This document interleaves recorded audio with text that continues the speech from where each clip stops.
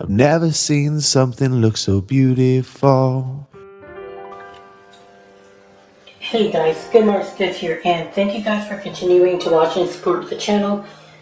We're just going to take a look at some more of the cool things that I found during July. Hope you guys enjoyed. Let's get on with it. Anybody know what this is already? I'll give you 15 seconds to figure out what this is. Some of you guys might have got it right away, because you might have been, let's just say it this way, you may have seen this weekly for once every week for years, or if you were more devoted, more than once a week. An antique communion set from, well, I don't know anything other than Catholicism, since that was how I was raised, but here is how the Catholics did their communion. You've got the Eucharist. They would have put it in the bowl here, this one. And then the sacramental wine would have been into this wine holding vessel. And then you got the wine goblet. And you would do the Eucharist, Holy Roman Catholic Church Eucharist. And I was very surprised to find it. I was like, what the heck am I supposed to do with this? Just because I find something that's valuable, because clearly it has some kind of value to somebody in the world, getting from step A to step B is not always easy. Have you guys ever watched South Park? There's the funniest gag I've ever seen in South Park. There was an episode called Underpants Gnomes. And I know that I kind of have an older audience, so they might not appreciate South Park humor very well. But I still think even if you're like a 75-year-old lady, you still gotta see this joke. It's hilarious. They have underpants gnomes that are stealing underpants from the citizens of South Park, and the gnome has a chart and it says, Step 1, steal underpants. Step 3, profit. And then the punchline is, how do you get to step 2? What do you do during step 2? How do you get to step 3? The profit. And they have no idea. So all they're doing is collecting more underpants. And they never sell it for a profit. And some days that feels like what I am. I'm an underpants gnome that collects silver and silver plate and flatware and teapots and bowls. But that's okay. I still like what I'm doing, and in this case, hopefully, my biggest bet is if a set designer came across this and they wanted to do a scene, maybe maybe a YouTuber wants to have a scene with authentic looking props from a church, maybe they'll come out after me. I'll sell this. Clearly it has some value because this is an antique maker as well. It's quadruple plated, and the name is W&E Schmidt. W&E Schmidt.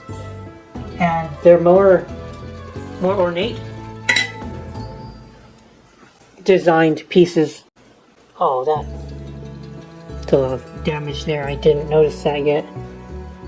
Till I did notice. Kind of beaten up right here. I don't know why. Well, overall, it's still in fair condition.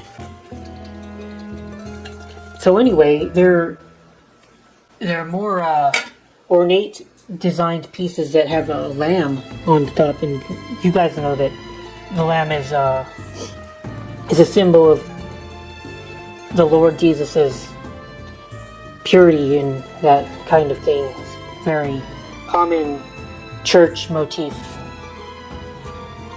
they wanted 800 for that, but the basic one 200. So overall in all, a complete set like this, and obviously this is also made by the same maker, which is nice to see because I thought that it would be the different one. This is clearly pewter and not silver plate. In case it's not obvious. It's actually in good shape. The inside looks pretty nice for something that would have had hundreds of or thousands of gallons of wine run through it over time. It's in remarkably good shape for that. As I can't tell if this was damaged during shipping or not. I don't think it was. But oh man, it hurts to sell this as a case.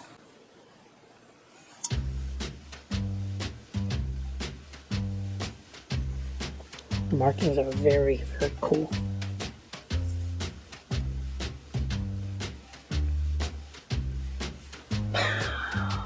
The entire set? $300 to $500? Yeah, that's pushing it, but again, there's gotta be somebody out there who would want this. And my job is to just wait for that person to come. And when I think I've found something that will never sell, it does eventually. And I still have things that I think will sell eventually that might never sell. So you never know. But $300 to $500 for this Eucharist set. Antique. That's all I got for you guys. Oh, a few more things. I don't know what to do with these. I don't like to toss them, but they are very cute little dragon looking. They're cordials, but they're only cordial frames. Like, you don't see the actual glasses, which is kind of annoying. And you know what cordials are, right, guys? They're for liqueurs. I'm not perfect either, and I don't always read something before I buy it. But somebody bought Tiffany cordials from me for $285. And then they returned them because they complained that they were too small. And I'm like, well, what do you think a cordial is? I even put in the listing description cordials. And then in the pictures, I had it. I showed the 3 inches tall with a tape measure, and they still returned it because they said that they were too small. That's just annoying. But again, I do the same thing. I'm not always perfect, so I took the return on the chin, and well, I didn't have to repay. I didn't have to refund them the shipping cost, so that'll eat me alive if I paid for free returns against Amazon. I can't compete with Amazon. So if you don't read the listing description and ask me questions, I'll take your return, but I'm still not going to pay for your return shipping. I'm sorry. That's just a policy I have on my end to protect myself. And now here's something that is kind of in that same theme, but these are marked though.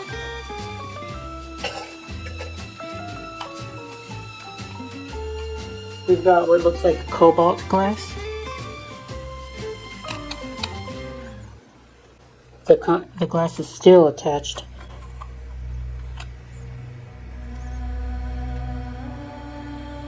What is it supposed to be? Because clearly they're like shakers, I guess.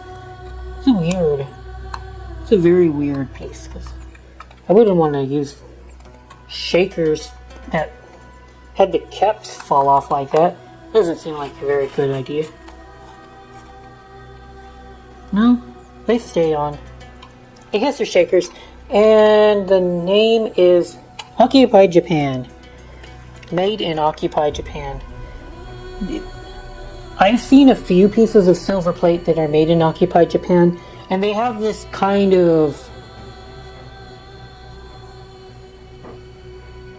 low quality, high quality, weird look about them. I don't know how to describe it, but I can tell when something is made in occupied Japan because they clearly used different metals than what American companies were using. At least as far as the base metal goes, so that they tarnish differently. They have a different feel about them. Too bad I don't have any of my other made in occupied Japan pieces to show you guys. Now, one day I might try to separate out all my occupied in Japan pieces and discuss them, because this is also kind of part of Japanese history that someday we might realize we're overlooking, and in a couple of generations, maybe in 200, 300 years, the Japanese would really like to see pieces that are made in occupied Japan. But right now, the stuff in occupied Japan is given no second thought. It's probably tossed treated in any other way that any other home goods are treated. When they get worn out, you toss them, you use them, and that's how things become rarer. And yeah, occupied Japan. I don't know if anybody will want these though, but I got six of them. Maybe someone will like them. Me a couple bucks.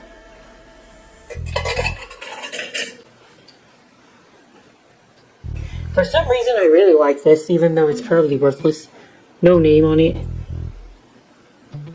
But I'm like fascinated with how pretty and geometric it is. It reminds me of classical designs. Oh no, it's just gorgeous. I think I'm keeping this. Got brass. Brass is shining through the silver. And for some reason, I really, really, really enjoy the way brass looks when it shines through silver plate. I think brass makes the best base metal. Followed closely by copper. Yeah, it's so sweet. I don't know what I'll put inside of it though. Maybe I'll put it in maybe I'll put it by my work desk. Just admire it at work once in a while I'm bored or in a bad mood. That might cheer me up.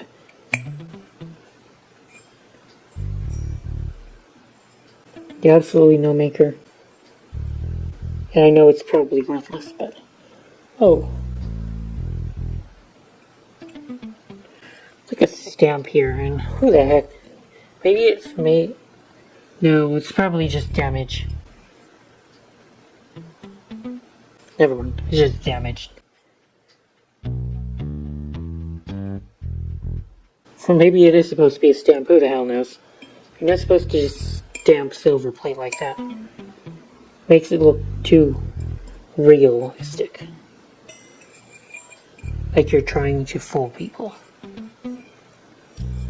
Again, I can't even tell if it's a stamp or damage. Oh well. And this is one of my more valuable surprise pieces. I didn't think that this would be valuable, but it actually is because of the maker. And we got a maker here that says Jan Barbaglio. Jan Barbaglio. Apparently this is a designer, and her thing is organic, warm, vibrant pieces like this, and people will pay good money. So maybe, I'm not sure how much. I looked it up earlier. how much our pieces are going for, and they could have been into the hundreds. Quite pleased, but there's scuffs and scratches on my piece. Unfortunately, it would look very, very hard to get rid of, given the metal that she used, which I have no fucking idea what. It feels like wrought iron that she has painted. And it's not my aesthetic, but it doesn't have to be my aesthetic to sell. It's to you.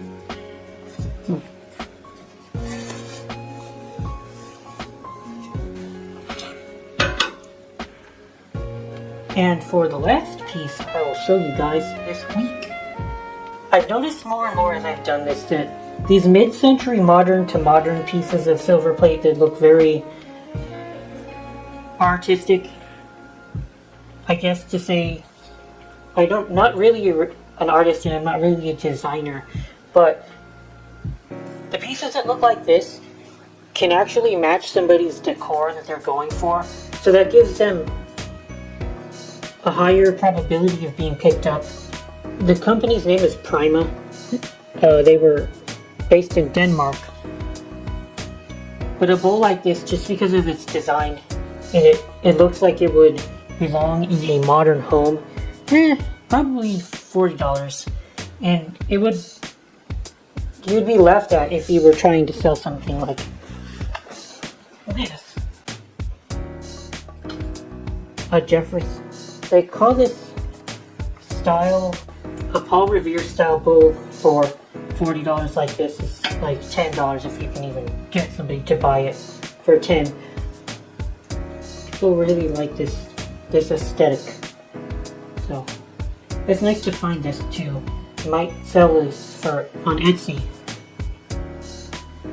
for a good price and see if I get any buyers. That's enough for today, guys. Thank you for watching. Good marks, good out.